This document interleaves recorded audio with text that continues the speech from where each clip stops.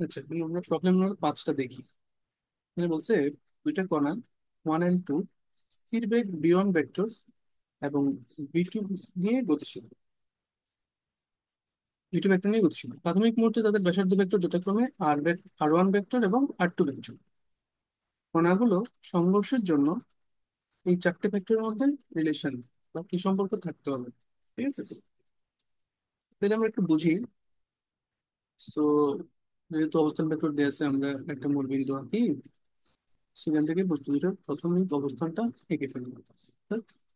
আর one vector দূরে আছে কে, বললাম এটা এ বিন্দু, এখানে 1 নম্বর বস্তুটা উপস্থিত। আর এটা ধরলাম আর টু ভেক্টর, সেখানে আছে কি বি বিন্দুটা, বললাম এখানে 2 নম্বর বস্তুটা উপস্থিত আছে। তো বলছে ভি ওয়ান ভেক্টর এবং ভি টু ভেক্টর হচ্ছে তাদের যথাক্রমে তাদের বেগ। তো ভি ওয়ান ধরলাম এইদিকে আর ভি টু ধরলাম এইদিকে। তো তারা ডেফিনেটলি কোনো বিন্দুতে মিলিত হওয়া মানে কি সংঘর্ষে লিখতে হবে, আদারওয়াইজ তো সংঘর্ষে লিখতে হবে না। কেউ যদি আগে ক্রস করে চলে যায় এই বিন্দুটা, ওই যে ক্রসিং পয়েন্টটা, তাহলে সংঘর্ষ হবে না।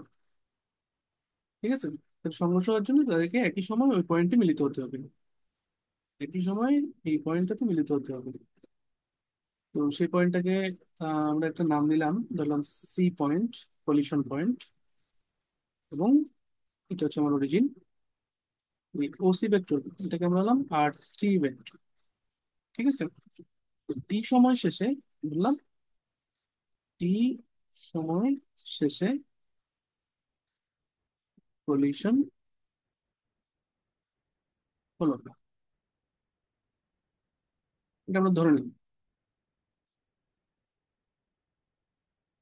তাহলে টি সময় শেষে প্রথম বস্তুটার দ্বারা অতিক্রান্ত দূরত্ব কত? প্রথম বস্তুটার ক্ষেত্রে ফার্স্ট বস্তুটি কি করবে, টি সময় শেষে,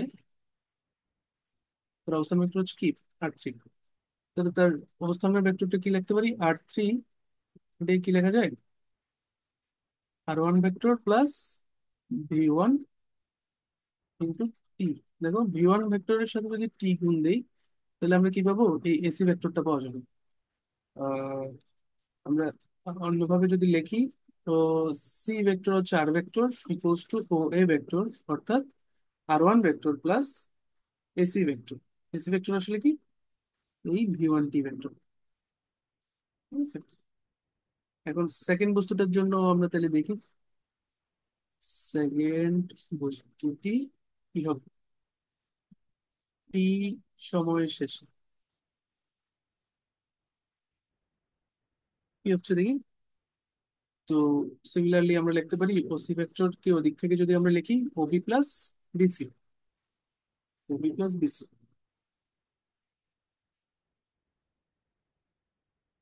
তাহলে আমরা লিখতে পারি আর3 ভেক্টরটাকে আমরা লিখতে পারি, যদি এর বদলে লিখবো আর2 প্লাস ভি2 ইন্টু টি। ওকে, আচ্ছা, এখন আমরা যদি এটাকে যদি আমরা 1 নম্বরের সমীকরণ বলি আর এটাকে যদি 2 নম্বর সমীকরণ বলি, এটাকে আমরা বললাম এক সমীকরণ আর এটাকে আমরা বললাম 2 নম্বর সমীকরণ। আমরা একটা থেকে আরেকটা বিয়োগ করে দিলে কি পাই, তুমি নিজেরাই বুঝে যাচ্ছ। তাহলে বাম পক্ষে 0 আসবে, বললাম 2 বিয়োগ 1, বাম পক্ষে 0 আসবে, ডান পক্ষে আসবে r two minus r one plus v two minus v one, vector sign থাকবে উপরে, ইন্টু টি। তাহলে আমরা অন্যভাবে লিখতে পারি কি, ভি2 minus V1 into T, bracket থাকবে, সমান আর1 মাইনাস আর2।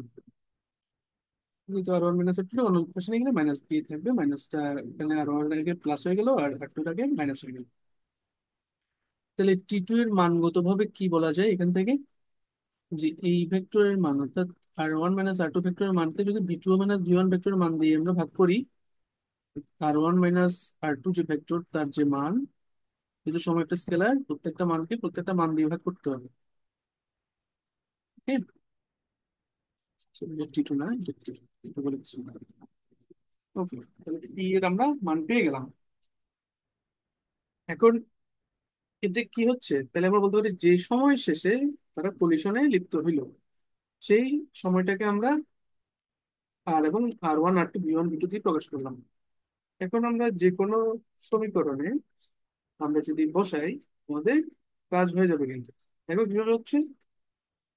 আহ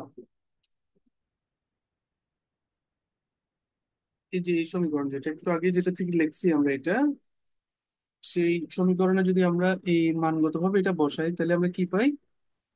আমরা যেটা পাই সেটা হচ্ছে V2 - V1 ভেক্টর আছে ইন্টু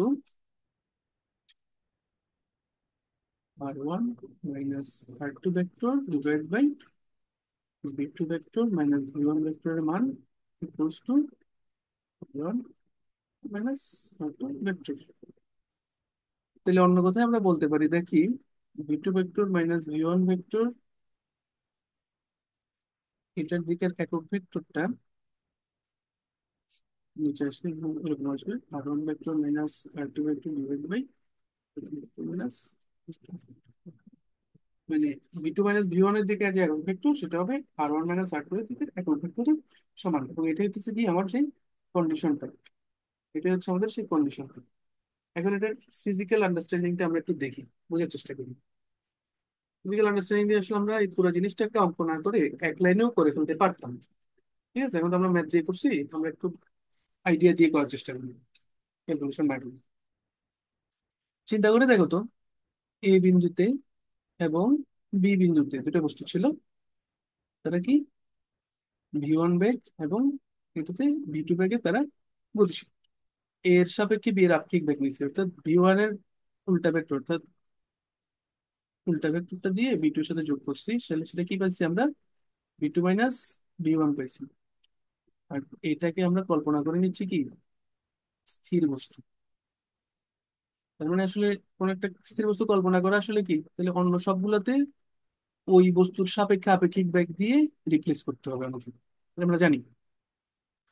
তাহলে এই কনসেপ্ট থেকে আমরা কি বলতে পারি, এর সাপেক্ষে বি এর আপেক্ষিক বেগ হচ্ছে V2 - V1 vector, V2 vector minus V1 vector. এখন V2 ভেক্টর মাইনাস V1 ভেক্টরের দিকটা যদি এটাকে অতিক্রম এ বরাবর না হয়, যদি অন্যদিকে চলে যায়, V2 - V1 ভেক্টরটা যদি অন্যদিকে চলে যায়, তাহলে সে কখনোই এর সাথে বি একে গিয়ে আঘাত করবে না। বুঝা যাচ্ছে? বি একে গিয়ে আঘাত একমাত্র তখনই করতে পারবে যখন, বা V2 - V1 ভেক্টরের দিকটা হবে বি এ ভেক্টরের দিকে। তাহলে আমরা বলতে পারি না V2 - V1 ভেক্টরের দিক, দিক বোঝার জন্য আমরা একক ভেক্টরটা বলি, একক ভেক্টরটা হবে বি এ ভেক্টরের দিকে একক ভেক্টর, বি এ এর একক ভেক্টর। ঠিক আছে, এবং সেটার মান কত? বি এ ভেক্টর মান কি? এ বিন্দুর ভেক্টর হচ্ছে অবস্থান ভেক্টর হচ্ছে R1, বি বিন্দুর অবস্থান ভেক্টর R2। আমরা জানি বি এ ভেক্টরের মান কত? R1 vector, sorry, B A ভেক্টরের দিকে একক ভেক্টরটা কি হবে?